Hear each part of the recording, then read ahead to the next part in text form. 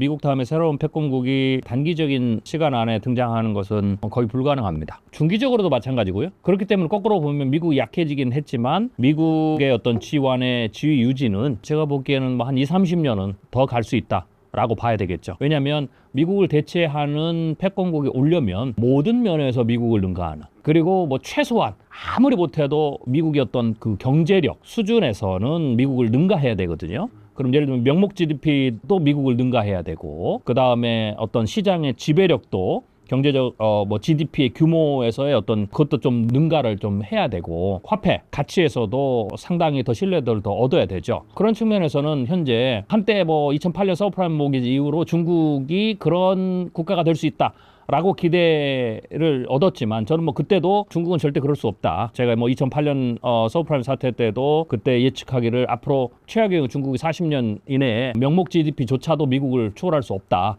라고 제가 예측을 했는데요. 뭐 실제로 현재 그렇게 돼 있고요. 그래서 그런 걸 봤을 때 지금 미국을 대체할 만한 국가는 당분간 나오기가 어렵다라고 봐야 되겠죠. 그러면 결국 미국의 힘은 약해지지만 그래도 대체 국가가 없기 때문에 패권국의 지위는 앞으로도 뭐 최소 제가 보기에는 한 30년 이상은 유지할 가능성이 높다라고 봐야 되겠죠. 여러 이유가 있었습니다. 왜냐하면 그때는 너무 환산이 컸었어요. 저는 환산을 걷어내야 된다라고 얘기를 했는데요. 많은 사람들이 2008년 서브프라임 사태는 영미식 자본주의, 신자유주의라든지 이걸로 대변되는 그 자본주의가 실패했다라고 얘기를 하잖아요. 그러면서 그때 중국이 막 치고 올라오니까 중국식 자본주의가 어떤 새로운 대안이다 라는 어떤 환상까지도 너무 가졌어요. 그리고 중국이 규모가 막 크게 올라오고, 사실 경제가 농업국가에서 공업국가로 막 이렇게 넘어가다 보면 경제 성장률이 폭발적으로 일어나거든요. 그래서 눈에 보이는 경제 성장률이 20%, 15%, 막 10% 막 이렇게 되니까 이 기세면 이걸 트렌드 프로젝트 쫙 하면 순식간에 뭐 그때도 마찬가지지만 10년 안에 미국의 명목 GDP를 초월한다라고 했는데, 저는 그거는 정말 잘못된 예측이다.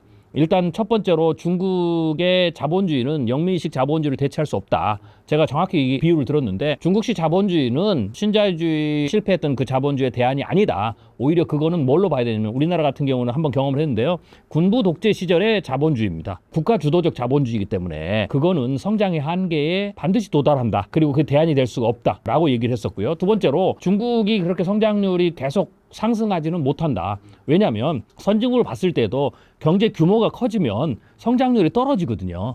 그러면 우리가 그걸 반영을 했을 때 그건 당연히 미국은 이제는 어느 정도 규모가 돼서 2 내지 3%를 계속 유지할 수 있는 단계로 가고, 그러면 미국 같은 경우는 2, 3%를 계속 유지한다라고 프로젝션을 하고 예측을 하고, 중국은 20%에서 15%, 15%에서 10%, 10%에서 8% 이렇게 떨어지는 것을 반영을 해야 되는데, 에스컬레이팅가 떨어진 걸 반영해야 되는데 계속 그때는 그 당시에도 8에서 10%를 계속 유지한다라는 말도 안 되는 가정을 두고 했어요. 그러다 보니까 10년이 넘겠네 라고 했는데, 그거는 정말로 비합리적인 가정이다. 오히려 정상적으로 중국의 경제가 커지면서 성장률도 떨어진다 라는 걸 반영을 해야 됐고요. 또 하나는 최악의 경우 중국의 성장률이 하락하는 속도를 보니까 다른 선진국에 비해서, 아까 이제 그게 이제 부작용인데요. 국가가 주도하는 독재적 정부가 주도하는 개발 독재라고 할 수 있죠. 그런 국가들의 성장률은 우리가 기존의 선진국에서 얘기하는 미국이나 유럽에서는 민주주의적 경제 성장률이 떨어지는 것보다 속도가 더 빨라요. 예를 들면 10%에서 8%, 8%에서 6% 계단 떨어지는 게, 그걸 반영하면 중국도 실제로 그랬고, 떨어지는 속도가 더 빠르다는 걸 반영하면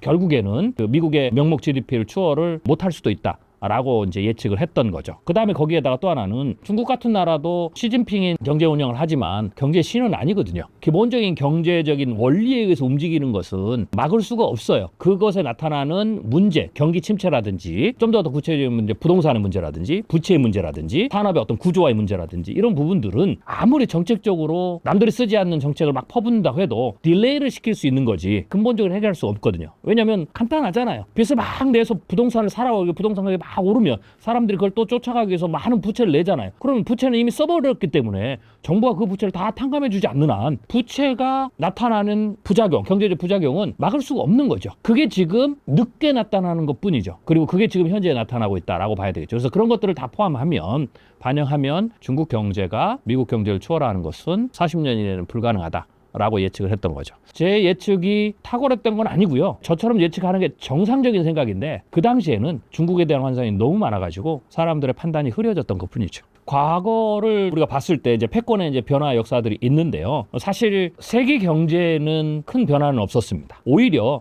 패권 지위를 잃은 국가의 충격이 이제 컸던 거죠. 물론 그게 이제 패권국이 바뀌면서 글로벌 이제 무역이라든지 통화의 질서들이 많이 바뀌죠. 그런 부분들은 각 나라에 영향을 미치겠지만 사실 그것을 제외한 어떤 경제적인 충격 뭐 이런 것들은 굳이 패권국이 바뀐다고 해서 주변국이라든지 다른 나라들에 큰 영향을 미치지는 않습니다.